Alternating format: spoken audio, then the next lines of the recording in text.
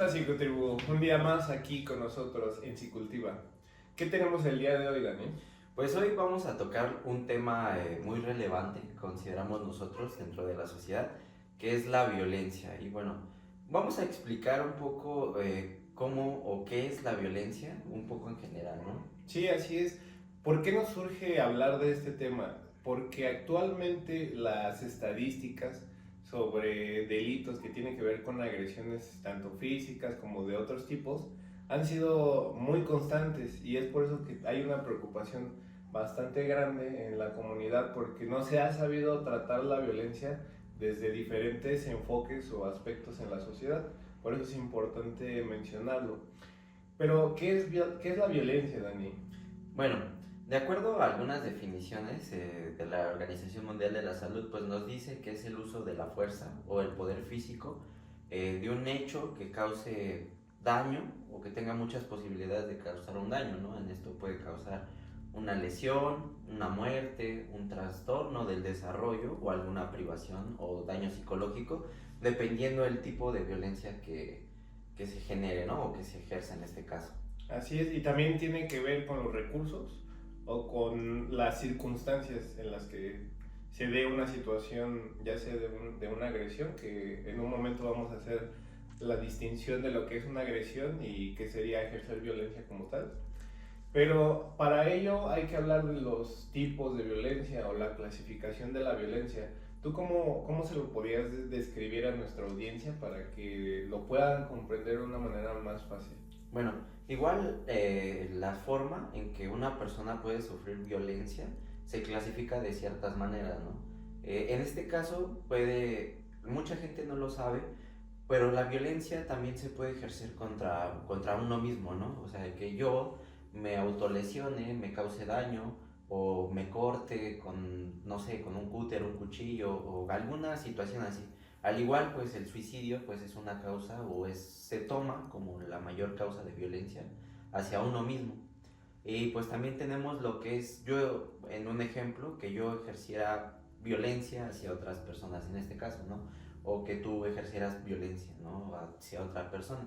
Y también tenemos lo que son violencia colectiva, que pues es cuando lo vemos, no sé, en estadios, que es comúnmente que veamos personas de diferentes equipos o que le van a diferentes aficiones que se pelean. Entonces son colectivos, ¿no? Que hacemos referencia a que son muchas personas. Así es, y bueno, la violencia también tiene o es ejercida por diferentes instituciones o también por diferentes personas.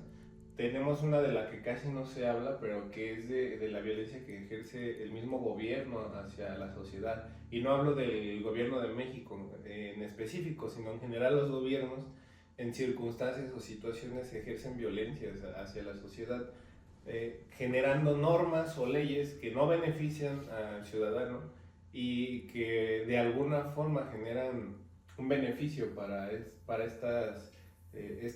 estos grupos políticos, ¿no? Y uno de los factores más importantes que son los generadores de esta violencia, ¿qué serían, Dani?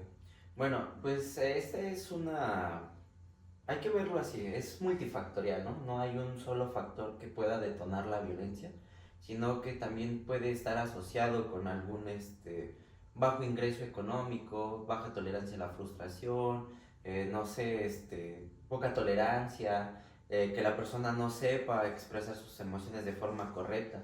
Muchas de estas situaciones pueden derivarse en situaciones violentas, ¿no? Pero pues también como lo mencionas, defínenos qué es una violencia o un acto violento y una agresión para que nuestro público también sepa cómo diferenciar estas situaciones, ¿no? Sí, en muchas ocasiones se preguntan las personas si realmente son violentas o son agresivas y qué diferencias hay entre estos dos conceptos. Pues la agresión tiene que ver con una acción instintiva, ya que viene de nuestra evolución, de cómo hemos ido evolucionando precisamente para preservar la especie humana. Hemos adquirido diferentes factores o herramientas que nos ayudan a reaccionar en diferentes circunstancias. Por ejemplo, la estructura que se encarga de la agresión es parte de lo que forma el lóbulo occipital, donde tenemos la médula espinal y se maneja prácticamente todo el cuerpo.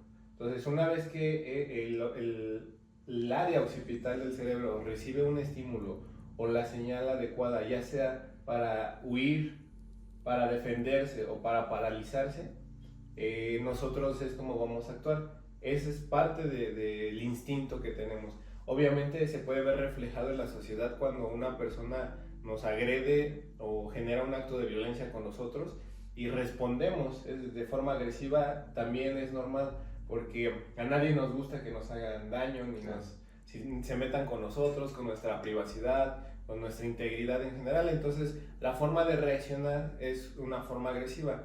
Es ahí donde vamos a diferenciarlo de la violencia, porque lo vamos a canalizar a través del control de impulsos. ¿Por qué? Porque un acto violento ya tiene que ver con la voluntad propia o el placer que me genera hacerle daño a alguien más. Eso ya es violencia, cuando yo de manera premeditada, de manera voluntaria, quiero dañarte, ¿sí? O por tener algún beneficio o alguna circunstancia que me haga que yo tenga mayor o que pueda ejercer mayor fuerza hacia ti, voy a ejercer violencia, y esta por lo tanto va a dañarte y va a dañar al círculo o el contexto con el que estás viviendo. Claro. Para que pueda definirse bien estos dos conceptos, nosotros manejamos lo que son los factores que desarrollan violencia, no tanto por cómo responder ante una agresión, sino desde dónde viene o cómo se ha generado en nuestra sociedad. Y entonces así diferenciamos estos dos conceptos, Dani, pero háblanos un poco de los tipos de violencia. Sí.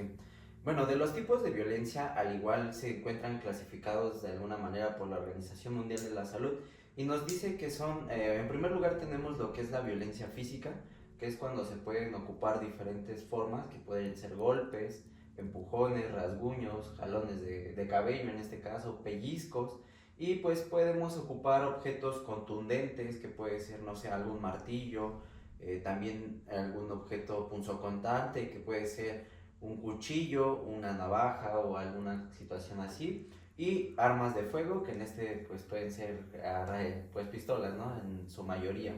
Al igual pues tenemos lo que es la violencia de emocional o psicológica, que aquí pues se atenta más contra la integridad emocional de la persona, haciendo juicios de valor o desvalorizando a esta persona para que empiece a creer, a lo mejor de una manera sistemática, pues que realmente no es lo suficiente, ¿no? Para alguna persona, que pueda meterse con su físico, con sus emociones, que empiece a invalidar lo que esta persona siente y cree.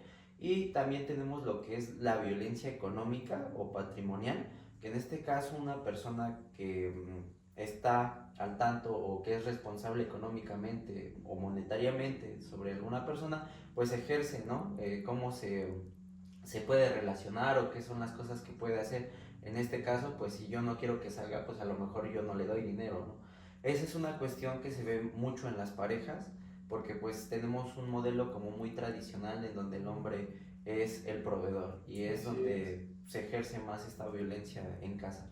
Y bueno, hablando de esta violencia entre parejas, que también vamos a dejar ese tema para otro capítulo, porque se nos ha dado mucho, nos han preguntado sobre este tipo de relaciones o dinámicas de violencia psicológica que se vive en pareja.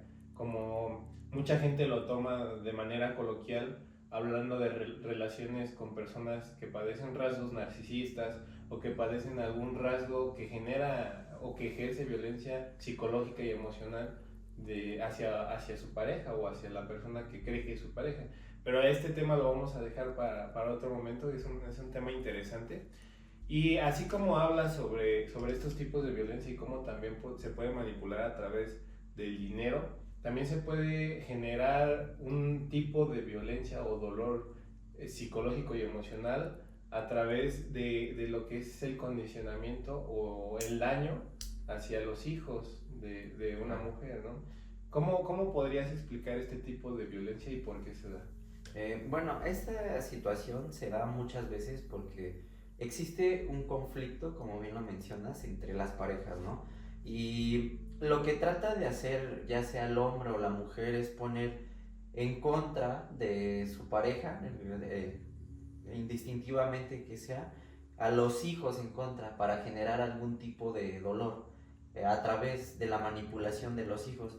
Pero esto es una problemática bastante grande porque no se alcanza a dimensionar esta situación de que los hijos también viven una violencia, a lo mejor indirectamente, del tipo emocional. Porque al querer yo generarle algún daño a mi pareja, pues también no me estoy dando cuenta que le estoy generando un daño inconscientemente a mis hijos. ¿Por qué? Porque en esta cuestión los niños son muy vulnerables en estas etapas de su desarrollo, más en la adolescencia, que están pues llenos de hormonas y toda esta situación que pues apenas se empiezan a encontrar o a conocerse a sí mismos, y pues se generan cuestiones que yo creo y considero que desarrollan la violencia, ¿no? Porque muchas veces estos jóvenes se sienten frustrados y no saben por qué, y ellos mismos empiezan a replicar estas formas, o sí, estas formas de violencia a través de sus compañeros o de sus mismas relaciones de pareja, ¿no? Porque se empiezan a relacionar en estas etapas del desarrollo. Y así como lo dices, de forma indirecta también este tipo de violencia no solamente afecta a las familias o a quien lo sufre de forma directa, sino a la sociedad en general, porque si tenemos niños y niñas que han sufrido violencia, vamos a tener un contexto social donde se genere agresividad y violencia, donde aprendimos a ser así y donde los cuidadores o los encargados de un niño son los que pues guían esta parte de cómo va a ser la persona en su adultez y qué tipo de personas vamos a ser en la adultez. Pero hablando de este tipo de consecuencias, ¿qué daños psicológicos tiene la violencia? Bueno, pues como lo vemos a nivel estructural o a nivel cerebral, una persona literalmente desarrolla un tipo de adicción a estas conductas violentas, pero también la persona no sabe que se encuentra constantemente generando la hormona del cortisol, en este caso, que es el estrés, y se genera a nivel cerebral.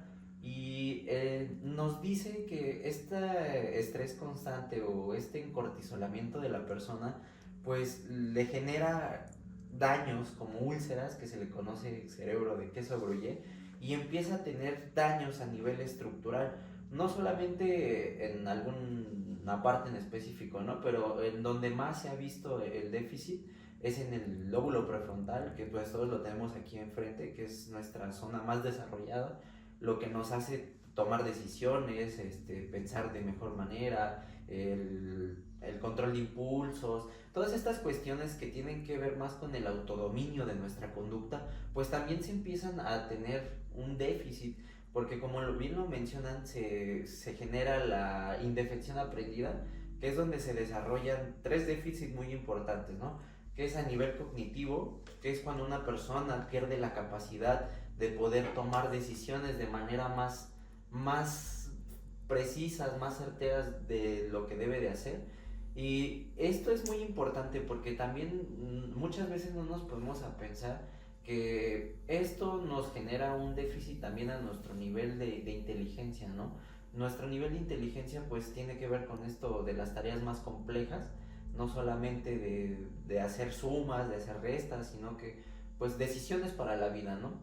También lo tenemos lo que es a nivel emocional, que es cuando una persona pues también ha aprendido que a lo mejor si ella se expresa pues no hay un beneficio o un alivio ya en su nivel emocional, porque pues está tan acostumbrada a un círculo de violencia constante en donde pues a lo mejor su estado emocional siempre es estar triste, ¿no? O estar preocupado o estar exaltado, porque no sabes en qué momento puede presentarse esa cuestión violenta, ¿no? Y también lo tenemos lo que es a nivel social, que es cuando pues una persona se termina aislando, ¿no? No solamente de su familia, sino de sus amigos, de sus vecinos, de sus conocidos.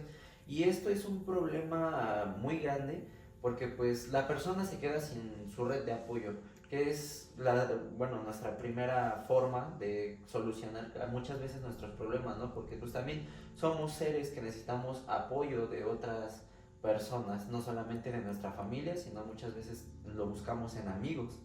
Exactamente, y este síndrome se caracteriza por sentirse que estás en una constante donde no puedes salir de eso, donde no estás en un punto extremo donde estás mal, pero tampoco donde estás bien y no puedes salir de eso. Pero para diferenciar del síndrome de indefensión aprendida, que es un daño psicológico importante, también tenemos lo que es ya la ansiedad, o todos los trastornos de ansiedad que están relacionados a este tipo de sensaciones que causa el miedo, por ejemplo. Cuando hay un miedo excesivo, se empieza a generar mayor circulación en las arterias, en la sangre, y esto puede ocasionar también problemas del corazón. Claro. Y cuando nosotros generamos miedo desproporcionado, podemos llegar a lo que es la ansiedad generalizada, donde nosotros ya cualquier cosa o cualquier actividad nos puede generar miedo de que pase algo, con pensamientos catastróficos, con situaciones donde ya no podemos o no tenemos opciones o las herramientas para actuar en diferentes circunstancias. Y uno de los trastornos que se ha generado por el efecto de la violencia es el estrés postraumático, que este trastorno se caracteriza por problemas o trastornos en el sueño, como pesadillas, que se le llaman terrores nocturnos.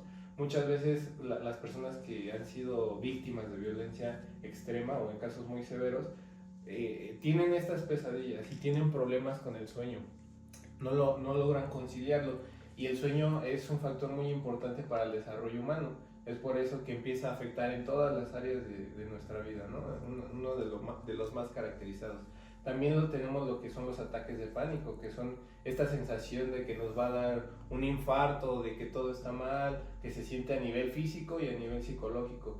Y este tipo de ataques que pueden suceder en cualquier lado, ya sea que vayas en la calle, ya sea que vayas en el transporte, manejando, y es por eso que es muy delicado o importante tratar esto, porque las personas no deciden cuándo va a pasar. Puede generarlo algún estímulo externo o que no tenemos en cuenta, y en cualquier momento se puede detonar un ataque de pánico. Y entre otros síntomas que tiene el estrés postraumático. Pero, ¿qué es lo que nosotros como psicólogos hacemos ante este tipo de consecuencias o daños? ¿O qué podemos hacer para intervenir con esta problemática? Bueno, aquí como lo hemos visto, lo hemos investigado muchas veces, la terapia que tiene más eficacia y que se ha demostrado que es pues eficaz, tiene mayor eficacia, pues es la terapia breve cognitiva conductual, que es la que mayor se le recomienda a las personas. Y también muchas veces en estos casos, a mí me tocó en una ocasión dar psicoeducación a personas que ejercen violencia o han sido violentadoras, pero que tienen ya un problema o han tenido una situación legal en donde a ellos les piden tomar esta psicoeducación. No es una terapia, es una psicoeducación de enseñarles qué es la violencia, qué efectos tiene la violencia, qué daños pueden ocasionar, y no solamente a yo generar otro daño, ¿no? Porque a lo mejor inconscientemente yo no me doy cuenta de que si yo ejerzo la violencia también estoy siendo dañado de alguna manera, porque hay un cambio estructural a nivel cerebral que a lo mejor no porque yo no lo pueda ver no quiere decir que no exista, ¿no? O que no esté ahí. Y es importante también dar este énfasis, que las personas se den cuenta que si tú ejerces violencia, estás transformándote a nivel cerebral, ¿no? Y te estás causando un daño también,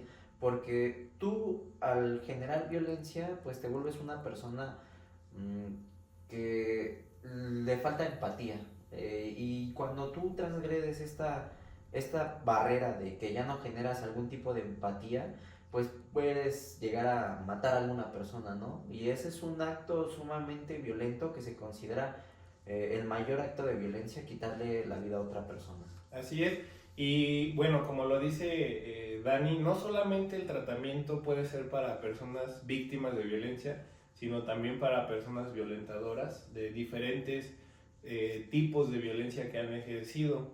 El tratamiento que se ha recomendado y que mayor eficacia tiene, como lo mencionas, la terapia cognitiva conductual, con técnicas de sensibilización sistemática para poder generar ese acercamiento a la sensación de miedo extremo y poder trascenderla para poder tener una mejor calidad de vida. Y en cuanto a las personas que son o que ejercen violencia, tenemos igual un tratamiento específico, pero para ello primero debemos de hacer una evaluación psicológica y saber en qué condiciones o por qué situaciones se ha referido que esta persona ejerce violencia. Porque muchas veces se dictamina ya cuando la persona está en un proceso legal. Pero así es, Dani. Nosotros recomendamos que si tú conoces a una persona que ha sufrido violencia o eres alguna persona que consideras que tienes rasgos violentos, acércate a los profesionales de la salud para que te puedan apoyar y asimismo generar una red de apoyo con amigos o con familiares con los que puedas hablar o tener confianza de hablar con estos temas.